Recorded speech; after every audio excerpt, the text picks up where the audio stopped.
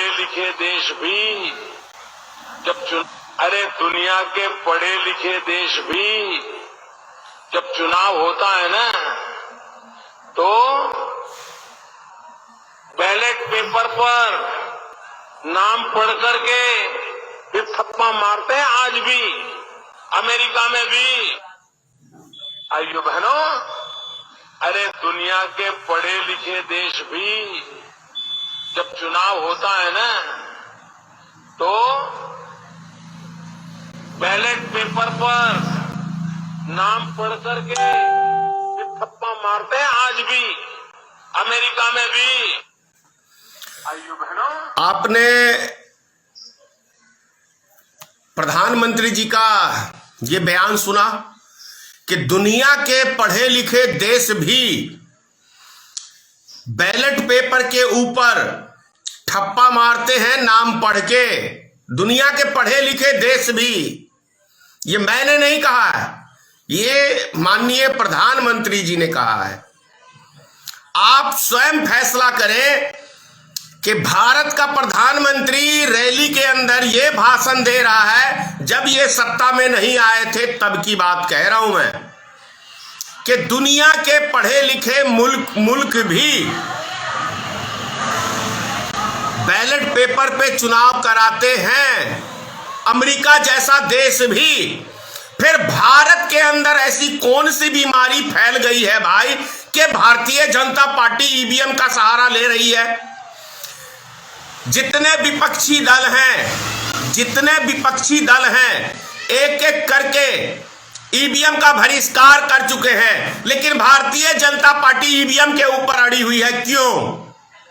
क्योंकि ईवीएम में घोटाला होता है। इसका जीता जागता प्रमाण मैं हूं स्वयं। मैं भी इससे पहले यह सोचता था कि कहीं यह बातें झूठी तो नहीं है, लेकिन मधुबनी बिस्पी विधानसभा के अंदर जो चुनाव के रिजल्ट आए हैं और जो चीजें मैंने अपनी आंखों से देखी है, मैं दावे से कह सकता हूं, 100% दावे से कह सकता हूं कि ईवीएम घोटाले की वजह से भारतीय जनता पार्टी यहां चुनाव जीती है। अब बताता हूं मैं आपको ये कारण कहने का। परसों की बात है, परसों शाम को मैं मधुबनी किसी काम बस मधुबनी गया था। किशोरी लाल चौक का एक रास्ता आरके कॉलेज की तरफ मुड़ता है, जिधर काउंटिंग है, और एक भरी हुई ट्रक, बक्से से भरी हुई ट्रक आरके कॉलेज की तरफ गई। मैंने उसी टाइम कहा मेरे साथ जो बैठे हुए थे कि ये ट्रक का अभी आरके कॉलेज की तरफ जाना मुझे संदेह पैदा करता है कि कहीं इसके अंदर ईवीएम तो नहीं। और कल जो चुनाव के रिजल्ट आए हैं वो ये साफ पता कर दिया, क्योंकि कम से कम 50 से 60 ऐसे बूथ हैं मुस्लिम के जिसके ऊपर सिर्फ और सिर्फ मुस्लिम के ही वोट है। उसके ऊपर 100, 150, 70, 80 भाजपा को वोट मिलना, जहां पे कुल पोलिंग 250-300 हुई है, उसके अंदर आधी या 40% भाजपा को पोलिंग होना अपने आप में एक सवाल खड़े करता है। दूसरी चीज जानते हैं, पूरे बिहार की मैं कह रहा हूं, पूरे बिहार में विधानसभा चुनाव के दरमियान में सरकार ने कितनी बड़ी साजिश की है, निर्वाचन आयोग ने कितनी बड़ी साजिश की है, उसका भी पर्दाफाश कर रहा हूं आपको।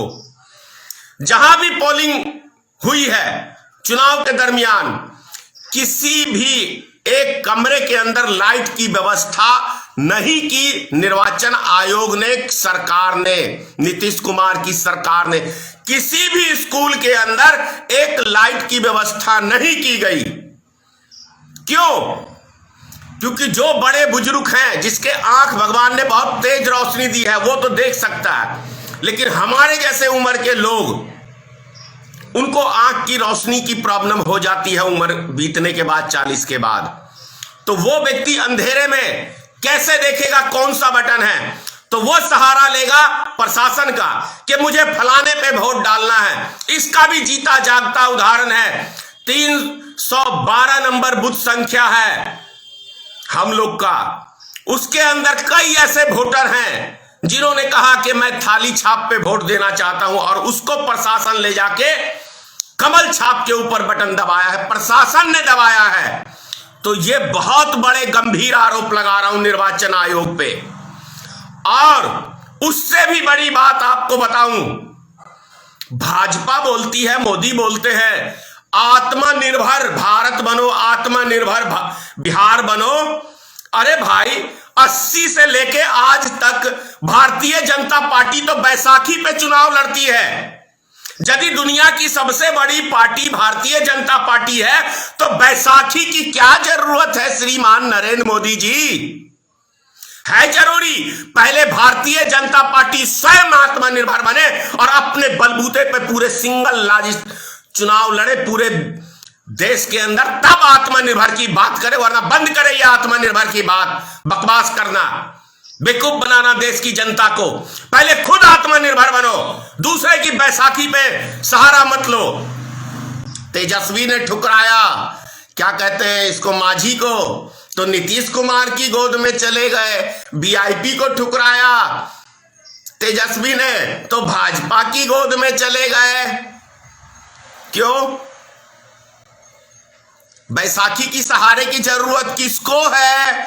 भारत में भारतीय जनता पार्टी को है। तो फिर ये आत्मनिर्भर की बात क्यों करते हो भाई?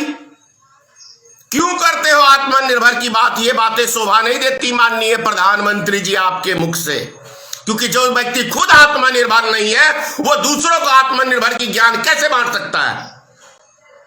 आप पहले स्वयं आत्मनिर्भर की बात करिए।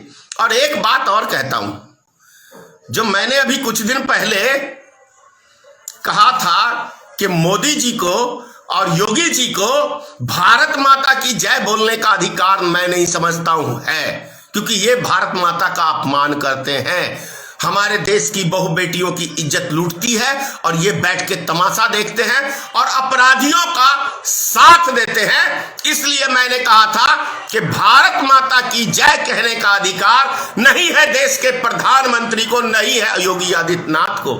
तो ये भाषण में कहते हैं कि हमें भारत माता की जय रोक लगाने का काम करते हैं। तो सोचने की बात यह है,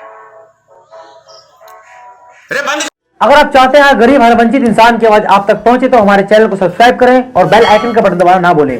देखते रहिए बहुजन न्यूज।